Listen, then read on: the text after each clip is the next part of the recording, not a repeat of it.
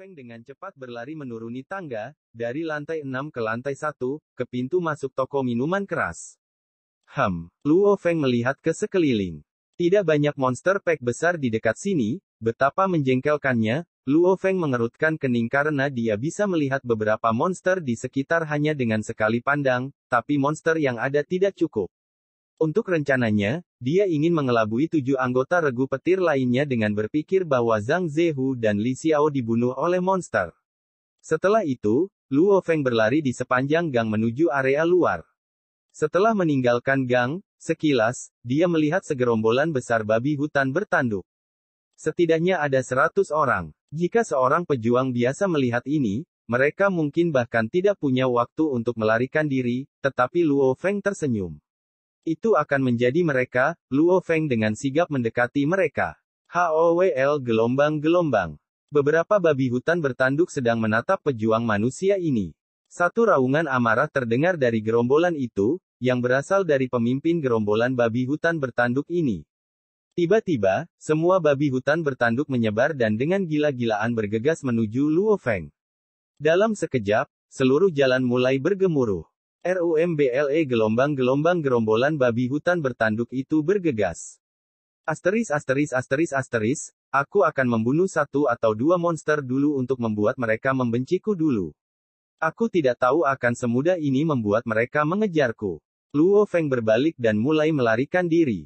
Dia dengan cepat menuju ke gang dan mulai berlari ke sana. RUMBLE gelombang-gelombang. Gang itu cukup lebar, jadi 2 babi hutan bertanduk bisa berlari di dalamnya berdampingan. Luo Feng berlari ke depan sementara gerombolan babi bertanduk mengejar dari belakang. PUCHI. 2 lampu hitam yang menakutkan terbang mengelilingi lingkaran dan kembali ke Luo Feng. 2 babi hutan bertanduk di depan gerombolan itu langsung mati, dan babi hutan bertanduk lainnya di belakang mereka juga mengalami luka yang sangat besar. Pada saat ini, jeritan marah babi hutan bertanduk menjadi lebih keras, menunjukkan bahwa mereka jelas lebih marah. Semakin marah semakin baik. Luo Feng, seperti kilat, menaiki tangga melewati pintu belakang toko minuman keras. RUMBLE gelombang-gelombang. Babi bertanduk dengan gila-gilaan terbang menaiki tangga satu per satu. Kualitas beton penyusun tangga cukup baik, bahkan setelah belasan tahun, masih bisa mendukung jalannya babi hutan bertanduk. Luo Feng sengaja berlari ke depan gerombolan itu sekitar 10 meter dan bergegas ke lantai 6 tujuannya. Setelah tiba di lantai 6, di bawah pengaruh kekuatan spiritual Luo Feng, parang Zhang Zehu dan senapan mesin Li Xiao mulai melayang. Senapan mesin itu bahkan menyeret rantai peluru yang sangat panjang dengannya. Senapan mesin melayang di depan Luo Feng, begitu pula parangnya. HOWL gelombang-gelombang, monster, seperti banjir, bergegas ke lantai 6. Masing-masing berjalan di sepanjang lorong saat mereka dengan gila-gilaan menyerang Luo Feng. Datanglah padaku. Luo Feng mencibir dan cahaya gila muncul di matanya. Kekuatan spiritualnya menarik pelatuknya, dan laras besar dari senapan mesin mulai meraung saat peluru itu ditembakkan dengan gila satu per satu. Kekuatan serangan masing-masing babi hutan itu tidak masuk akal, jadi meskipun peluru-peluru itu dengan gila-gilaan ditembakkan ke babi hutan bertanduk itu, mereka tidak bisa menghentikannya. Uci. Golok mengambang mulai menari-nari dengan gila, menggambar di leher babi bertanduk satu demi satu. Tubuh babi hutan yang kehilangan kendali mulai membanting ke dinding, RUMBLE gelombang-gelombang, dinding mulai terbelah setelah dibanting berkali-kali. Dengan kekuatan senapan mesin dan parang, puluhan babi hutan bertanduk tewas dalam sekejap. Lorong itu dipenuhi mayat. HOWL gelombang-gelombang, raungan marah datang. Seekor babi hutan bertanduk besar dengan bintik-bintik hitam dan bulu perak bersinar muncul. Namun, parang dan senapan mesin sudah jatuh di samping 2 mayat di ruangan itu, dan Luo Feng sendiri telah lama melompat keluar dari jendela utara. Suara mendesing. Luo Feng menembak jatuh jendela seperti kilat dan, menggunakan kekuatan spiritualnya pada kedua pengawal lengannya, menciptakan kekuatan pengangkat yang memperlambatnya. Luo Feng dengan mudah mendarat di atap gedung berlantai 2, berlari ke gang, dan dengan cepat menghilang. HOWL gelombang-gelombang. Gerombolan babi hutan bertanduk, yang kehilangan beberapa lusin monster, dengan liar menabrak bagian dalam toko minuman keras ketika mereka mencoba menemukan pejuang manusia terkutuk itu. Mereka tidak menemukan pejuang manusia itu, tetapi mereka menemukan dua mayat pejuang manusia segar. Babi bertanduk ini kemudian dengan ganas segera mengunyah daging dari bangkai tersebut. Bagi babi hutan bertanduk, daging manusia memang lezat. Bahkan lebih banyak babi bertanduk pergi untuk mayat babi bertanduk yang mati. Untuk monster yang hidup di lingkungan yang kejam, mereka jarang bisa memakan manusia, jadi mereka kebanyakan memakan mayat monster lain, terutama monster buas. Memakan mayat dari spesies yang sama adalah hal yang normal. Entah itu mayat manusia atau mayat babi hutan bertanduk, mereka dengan cepat menjadi tumpukan tulang yang hancur.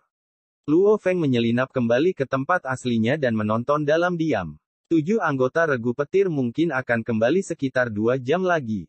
Luo Feng akhirnya melihat 7 orang di bidang penglihatannya. Ya, kamu bisa mendengar raungan monster di mana-mana di kota tanda pagar 003, dan pertempuran barusan terjadi di toko minuman keras, karena regu petir hanya beberapa mil jauhnya, akan aneh jika mereka tidak menyadarinya. Di depan toko minuman keras, 7 anggota regu petir yang bersemangat tertawa ketika mereka kembali. Pedang tuan muda barusan sangat indah, dengan sangat akurat menghujam leher monster level komandan itu. Serigala cepat, Kapten Regu Taring Macan tersenyum sambil memuji, tapi ekspresinya tiba-tiba membeku. Kapten bertaring harimau melihat ke arah bagian dalam toko minuman keras, dan anggota regu petir lainnya melakukan hal yang sama. Aroma darah. Veteran tua bernama Liu langsung masuk ke toko minuman keras, dan yang lainnya mengikuti. Aroma darah menjadi lebih kuat. Pertempuran berskala besar terjadi di sini. 1 atau 2 monster tidak bisa memiliki bau darah yang begitu kuat. Kapten taring harimau itu mengerutkan kening, dan pria paruh baya bermata satu di sampingnya segera menekan jam tangan komunikasi taktisnya dan berteriak, "Harimau, Xiao. Tiger, Xiao, kalian berdua cepat tanggap." Apa yang terjadi? Wajah keempat anggota regu taring harimau itu semuanya berubah. Kapten, mereka tidak menjawab. Pria paruh baya bermata satu itu melihat ke arah kaptennya. Mungkin mereka tidak menyadari bahwa jam tangan mereka bergetar. Si botak kasar tidak bisa menahan untuk tidak berkata. Semua pejuang sangat sensitif, bagaimana mereka tidak menyadarinya? Kapten taring harimau itu berkata pelan, "Ayo kita lihat ke atas." "Pergi, ayo kita lihat," veteran tua bernama Liu juga memerintahkan. Segera, ketujuh dari mereka semua tiba di tangga, tetapi setelah melihat tanda di tangga di depan mereka, semua wajah mereka sedikit berubah. Jelas, tangga ini baru saja diinjak oleh sejumlah besar monster, cukup banyak beton sudah terbelah. Semuanya hati-hati. Ketujuh dari mereka dengan hati-hati dan perlahan bergerak maju. Meskipun berjalan lambat, mereka sampai di lantai 6 tanpa menghabiskan banyak waktu. 7 anggota regu petir semuanya menarik napas dalam-dalam. Seluruh lantai 6 dari toko minuman keras itu jelas sangat berantakan. Dinding ruangan toko minuman keras hancur berkeping-keping, lantainya dipenuhi dengan bekas darah, dan ada banyak tulang yang hancur dari mayat, kebanyakan dari monster. Semua hati dari 7 anggota regu petir tenggelam. Mereka tahu bahwa Zhang Zehu dan Li Xiao tidak beruntung hari ini. Lihat, bahkan ada lubang peluru di dinding. Ada cukup banyak peluru di tanah. Xiao mungkin menembakkan senapan mesinnya untuk mencoba menghentikan gerombolan monster itu. Sayangnya, jumlah mereka terlalu banyak. Setiap orang dengan cepat menemukan berbagai tanda. Segera setelah itu, semua orang melihat ke seragam pertempuran yang robek, parang yang sedikit cacat, senapan mesin yang benar-benar hancur, dan beberapa tulang manusia. Parang harimau dan pistol Xiao. Kedua seragam pertempuran ini. Seragam pertempuran itu sangat kokoh. Meskipun mereka dikunyah oleh babi hutan bertanduk dan compang camping, mereka masih bisa dibuat. Mereka tepatnya adalah seragam pertempuran Zhang Zehu dan Li Xiao. Bagaimana ini bisa terjadi? Si botak kasar mau tidak mau mengatupkan giginya sambil berkata, Tiger dan Xiao ada di kamar mereka. Bagaimana mereka bisa begitu tidak beruntung bertemu dengan gerombolan monster yang lapar? Petik 2. Pergi, ayo turun. Veteran tua bernama Liu tiba-tiba memerintahkan. Di bawah. Pria parubaya bermata satu, botak kasar, dan Dong semua kaget, dan kemudian sedikit marah. Kapten taring harimau itu mengerutkan kening saat dia memerintahkan, baiklah, rapikan sisa-sisa Tiger dan Xiao dan kemudian turun. Karena kapten mereka memberi perintah, tentu mereka tidak akan berani menolak. Beberapa saat kemudian, 7 anggota regu petir berdiri di lobi lantai pertama toko minuman keras. Semua orang harus tahu, Kapten taring harimau, Pan Ya, berkata pelan, dengan Tiger dan Xiao yang berhati-hati seperti mereka, bahkan jika gerombolan monster memasuki toko minuman keras, mereka seharusnya memiliki lebih dari 50% kemungkinan melarikan diri. Biarpun mereka tidak bisa melarikan diri, mereka seharusnya bisa menghubungi kita begitu mereka menyadari bahaya. Petik 2. Wajah anggota lain sedikit berubah dan tidak bisa membantu selain menganggukkan kepala. Memang, veteran tua bernama Liu mengangguk dan berkata, ini mencurigakan karena keduanya tidak menghubungi kami sama sekali sebelum meninggal. Jadi saya khawatir seseorang dengan sengaja mengatur tempat kejadian dan meninggalkan perangkat pendengar di tempat kejadian. Itulah mengapa saya membawa semua orang ke bawah untuk membahas tentang ini. Anggota lain dari regu taring harimau tidak bisa membantu tetapi lebih menghormati veteran tua bernama Liu itu. Untuk bisa langsung menemukan masalah dan mengambil keputusan, veteran tua jelas lebih berpengalaman. Ini adalah satu kemungkinan, kemungkinan lainnya adalah, monster level komandan dalam gerombolan monster. Begitu mereka menemukan jejak keduanya, mereka secara diam-diam menyerang mereka. Monster dalam jumlah besar bergegas ke atas, dalam situasi yang mendesak, mereka berdua tidak memiliki kesempatan untuk menghubungi kami, veteran tua bernama Liu melanjutkan berbicara. Keempat anggota regu taring harimau bertukar pandang. Pemuda campuran mengeluarkan ekspresi khawatir, dan veteran tua bernama Liu tertawa saat dia berkata dengan tenang, jangan khawatir, Tuan Muda. Bahkan jika seseorang membuat adegan ini, dia tidak selalu menargetkan Anda. Pejuang Wargot tidak akan menggunakan taktik seperti itu dan pejuang Panglima Perang tidak akan berani mengganggu Anda. Senior Liu, dengan mempertimbangkan keselamatan Tuan Muda, kita harus kembali ke kota markas, kata Kapten bertaring harimau, Pan Ya. Aroma darah yang terpancar di sekitar toko minuman keras memenuhi hati Pan Ya, Kapten taring harimau, dengan kecemasan, kematian mereka bisa jadi disebabkan oleh monster. Tapi kemungkinan besar ada petarung di balik ini. Dan petarung biasa macam apa yang berani melawan Tuan Muda Li Wei? Mereka kemungkinan besar memiliki dendam terhadap pasukan taring macan saya. Petik 2. Dia jelas tentang identitas Tuan Muda ini. Meskipun dia pemuda campuran, ayahnya adalah orang Tionghoa. Entah kekuatan ayah Tuan Muda, atau latar belakangnya, hanya sedikit pejuang yang berani membuat marah Tuan Muda Li Wei ini. Tidak perlu, veteran tua Liu melambaikan tangannya, dengan saya dan Kalong di sini, keamanan Tuan Muda terjamin. Orang buas putih itu juga memandangi beberapa anggota regu taring harimau dan tertawa dingin. Tuan Muda Li, Pan Ya tidak bisa menahan diri untuk tidak melihat pemuda campuran itu. Jadwal latihanku belum berakhir, cemberut pemuda campuran. Senior Liu sedikit mengerutkan kening saat dia berkata, pejuang selalu berjalan di perbatasan antara hidup dan mati. Bagaimana Anda bisa begitu takut dengan beberapa ketidakpastian? Jika Anda selalu begitu takut, bagaimana Anda bisa mencapai sesuatu di masa depan? Petik 2. Pan Ya dan yang lainnya diam saja. Kalian bisa terus mengikuti kami. Bukankah itu berhasil? Ketika Senior Liu mengatakan ini, Pan Ya dan anggota taring harimau lainnya bertukar pandang. Semuanya meninggalkan pikiran untuk kembali ke kota markas. Mereka sudah jelas, bahwa mengikuti dua panglima perang tingkat lanjut memang sangat aman. Senior Liu benar. Jika kita selalu takut, bisakah kita dianggap sebagai pejuang? Bahkan jika seseorang benar-benar mengejar kita, tepat ketika kita menemukannya, kita akan membunuhnya secara langsung, cahaya dingin melintas di mata Pan Ya. Kami akan mendengarkan Senior Liu, pria paruh baya bermata satu tertawa saat dia berkata. Semua anggota regu taring harimau memberi isyarat bahwa mereka akan mendengarkan Senior Liu. Tempat ini penuh dengan bau darah, ayo ganti lokasi, kata Senior Liu. Segera, 7 anggota regu petir meninggalkan toko rantai minuman keras JJ. Luo Feng diam-diam memperhatikan dengan teropongnya dari lokasi aslinya. Mereka benar-benar meninggalkan toko rantai minuman keras JJ, 7 anggota regu petir meninggalkan toko dan berjalan cukup lama, dan kemudian menghilang dari bidang penglihatan Luo Feng. Sial, villa ini tidak cukup tinggi jadi aku tidak bisa melihat sejauh itu. Luo Feng dengan cepat mengambil ransel, perisai, dan pedangnya, lalu terbang keluar villa seperti jaguar. Dia berlari dengan kecepatan yang mencengangkan dan langsung berlari ke gedung apartemen tinggi di seberang jalan. Gedung apartemen ini setinggi 18 lantai. Dengan perisai dan pedang Luo Feng yang semuanya dipengaruhi oleh kekuatan spiritualnya, kecepatan Luo Feng sangat mengejutkan. Sebuah bayangan terus-menerus melesat menaiki tangga. Suara mendesing. Suara mendesing. Suara mendesing. Dalam beberapa detik, dia pergi dari lantai pertama ke lantai 18. Di salah satu kamar di lantai 18, Luo Feng berdiri di samping jendela utara dan melihat ke bawah melalui teropongnya. Dari lokasi setinggi itu, dia bisa melihat lebih jauh.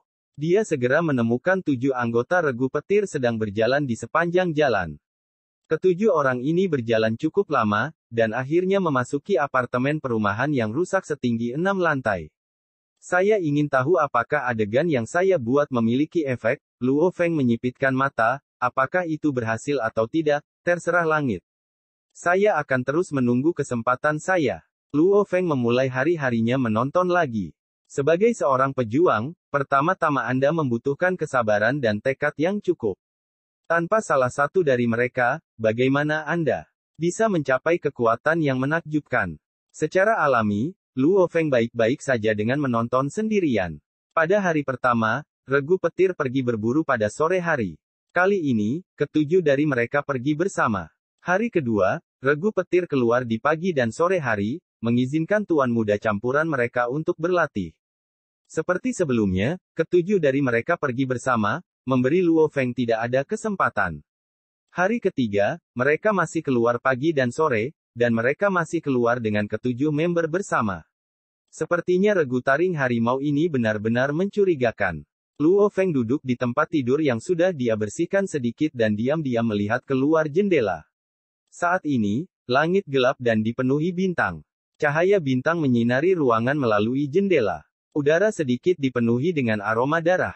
Apa yang harus saya lakukan? Luo Feng mengerutkan kening. Jika terus seperti ini, maka jadwal pelatihan tuan muda-muda campuran itu akan selesai dan mungkin kembali ke kota pusat. Dering gelombang-gelombang. Luo Feng merasakan jam tangan komunikasi taktis di pergelangan tangannya sedikit bergetar. Ketika dia melihat ke bawah, dia melihat bahwa itu adalah panggilan telepon dari saudaranya. Ingat perintah Luo Feng. Bip, bip, bip, halo, bro. Suara Luo Hua datang dari jam tangan. Luo Hua, kenapa kamu memanggilku? Senyum memenuhi wajah Luo Feng, karena dia sangat bahagia. Memburu orang lain di hutan belantara sendirian itu sepi, bisa ngobrol dengan keluarganya, seluruh hatinya terasa hangat. Aku baru saja memikirkanmu bro, Luo Hua terlihat santai dan bahagia. Bro, baru-baru ini aku menghasilkan banyak uang dari sahamku lagi, rasanya luar biasa. Oh. Bagaimana Anda mendapatkan uangnya? Luo Feng tertawa saat dia bertanya. Luo Hua dengan penuh semangat berkata, 6 dari 8 saham yang pernah saya tangani adalah saham berkualitas, sedangkan 2 lainnya adalah saham investasi. Stok berkualitas bagus dan menghasilkan banyak uang bagi saya setiap tahun. Tapi dari 6 saham ini, salah satunya mulai merosot dengan cepat. Saya sangat takut dan berpikir ada yang tidak beres dengan perusahaan. Setelah memeriksanya, saya tidak menemukan sesuatu yang salah dengan itu. Astaga, jika ini terjadi pada saham investasi saya, maka saya mungkin akan memotong daging saya. Tapi saya percaya pada stok berkualitas ini dan saya lebih suka menyimpannya untuk jangka waktu yang lama. Dan karena saya tidak menemukan sesuatu yang salah dengan perusahaan, tidak ada yang perlu saya takuti. Jika turun, saya akan membelinya. Itu terus jatuh terus-menerus, itu turun seperti belasan hari dan kehilangan 50% nilainya. Saya secara virtual mengambil 80% dari semua uang saya dan melemparkannya ke saham-saham itu. Siapa yang tahu bahwa itu akan mulai naik nilainya beberapa hari terakhir ini. Dalam 20 hari, tidak hanya kembali ke nilai aslinya, tetapi bahkan naik sedikit lebih tinggi. Astaga, hanya dari ini, saya pada dasarnya menggandakan uang saya. Haha, enak sekali. Luo Feng bisa merasakan kegembiraan saudaranya dari nada yang datang dari jam tangan. Bagus, jauh lebih baik dari saudaramu, Luo Feng tertawa sambil memuji, bukankah kamu punya sekitar 100 juta sekarang? Dia memberi saudaranya 50 juta terakhir kali, jadi Luo Hua seharusnya memiliki sekitar 80 juta. Ya, sekarang sudah sekitar 170 juta, tertawa Luo Hua. Bro, ini semua berkat uang yang kamu berikan padaku. Jika kepala sekolah saya tidak cukup besar, bagaimana saya bisa mendapatkan begitu banyak uang? Petik 2 titik. Karena dia menggandakan uang. Jika dia hanya memiliki 10.000, dia hanya akan memiliki total 20.000. Tetapi karena dia memiliki sekitar 80 hingga 90 juta, dia mengubahnya menjadi 170 menjadi 180 juta. Ini juga mengapa orang mengatakan bahwa 100 juta pertama Anda adalah yang paling sulit didapat, sedangkan 100 juta kedua Anda jauh lebih mudah untuk didapat. Kamu baik. Kakakmu telah berburu di alam liar selama sekitar 2 bulan, tapi aku hanya mendapatkan sekitar 100 juta, kata Luo Feng, tapi dalam hatinya, dia kagum. Bermain-main dengan saham menghasilkan banyak uang. Anda menghasilkan uang dengan uang, semakin banyak uang yang Anda miliki, semakin banyak uang yang Anda hasilkan. Tentu saja, Anda juga berpotensi kehilangan banyak uang. Namun, bro, kesempatan ini tidak sering muncul, tertawa Luo Hua. Luo Hua telah bermain-main dengan saham selama bertahun-tahun, jadi menghasilkan uang sebanyak ini dalam waktu sesingkat itu memang cukup langka. Luo Feng berpikir sendiri saat dia mengoperasikan jam tangan komunikasi taktisnya. Dia masuk ke rekening banknya dan mentransfer 180 juta ke rekening saudaranya. Ah! Teriak Luo Hua dengan nada terkejut, bro, akun saya. Adikmu baru saja menghasilkan banyak uang baru-baru ini, jadi itu untukmu. Bekerja keras dan gunakan di pasar saham. Jika, suatu hari, Anda mencapai 15 miliar, saudara Anda akan memberi Anda kejutan besar. Kata Luo Feng sambil tertawa. Luo Feng tidak pernah memberi tahu saudaranya tentang ramuan kehidupan.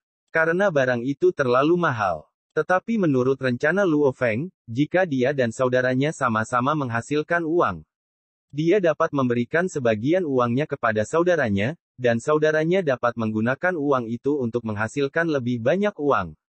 Jika mereka terus menghasilkan uang, mungkin mencapai 30 miliar bukanlah hal yang mustahil.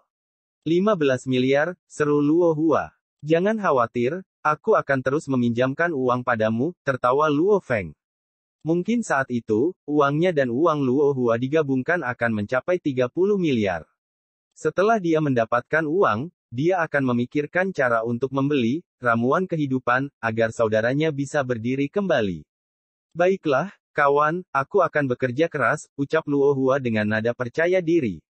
Oke, tertawa Luo Feng, baiklah, kamu harus istirahat lebih awal. Oke bro, hati-hati di hutan belantara. Kedua bersaudara itu dengan cepat menyelesaikan panggilan mereka. Sektor Mingyue, rumah Luo Feng. Di kamar kakaknya di lantai pertama, Luo Hua dengan bersemangat menutup teleponnya dan mulai mengobrol di komputernya. Hua, sepertinya kamu sedang bersenang-senang, tersenyum seorang gadis muda di layar. Hehe, tentu saja aku senang, Luo Hua mengobrol dengan bersemangat dengan gadis muda di layar ini. Pipi gadis muda ini seperti bayi dan memiliki telinga kecil dan rambut pendek. Dia tampak seperti gadis yang sangat cerdas dan murni. Dia adalah pacar Luo Hua, Xiao Nan. Karena kampus Xiao Nan ada di sini, bahkan jika dia seorang mahasiswa, dia masih tidur di rumah. Xiao Nan saat ini sedang berada di kamar tidurnya mengobrol dengan Luo Hua melalui komputernya. Dan di luar kamarnya, di ruang tamu. Pasangan parubaya saat ini sedang duduk di sofa di ruang tamu. Meskipun mereka menonton TV, tidak satu pun dari mereka yang fokus padanya. Apa yang harus kita lakukan? Wanita parubaya itu berkata dengan tergesa-gesa, kau tahu temperamen Xiao Nan, jika kita memisahkan mereka dengan paksa, dia pasti akan membenci kita. Jika dia ingin membenci kita, biarkan dia.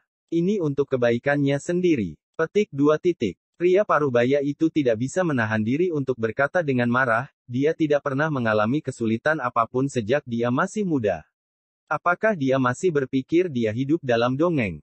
Kami tidak terlalu kaya, tapi kami masih menjalani kehidupan yang baik. Gadis kami memiliki penampilan yang bagus, jadi mengapa dia dengan orang cacat? Kakak orang cacat itu adalah seorang pejuang. Tapi jadi bagaimana jika dia seorang pejuang? Ini tidak seperti kakaknya. Menjalin hubungan dengan gadis kita. Tidak peduli apa, aku tidak bisa melihat gadis kita melompat ke dalam lubang yang berapi-api seperti ini.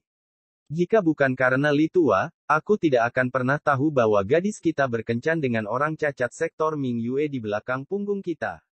Saya sangat marah sekarang, wajah pria parubaya itu.